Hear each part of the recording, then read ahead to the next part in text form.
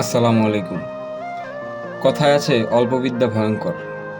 প্রথমত যে বিষয়টা বুঝতাম না, কিন্তু এই মুহূর্তে সেই জিনিসটা খুব ভালোভাবে উপলব্ধি করতে পারছি। কেন বললাম?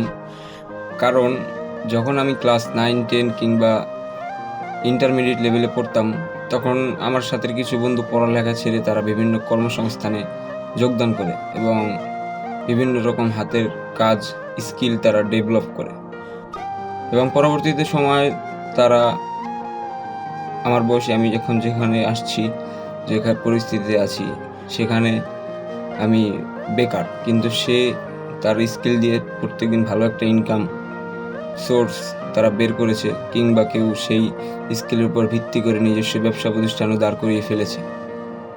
তো তাই বললাম, অল্প বিদ্যা খুব ভয়ঙ্কর জিনিস। অল্প বিদ্যার উপরে ভরসা না করে হাতের কাজ শেখাটা অনেক বেশি জরুরি।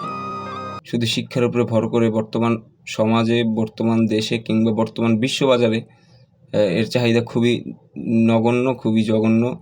শুধু শিক্ষা দিয়ে আসলে কিছুই সম্ভব না। হয়তোবা ম্যানেজমেন্ট সিস্টেমটা এটার উপর ভিত্তি করে, কিন্তু হাতের স্কিল খুব বেশি দরকার যদি আপনার যথেষ্ট পরিমাণ ইনভেস্ট না থাকে।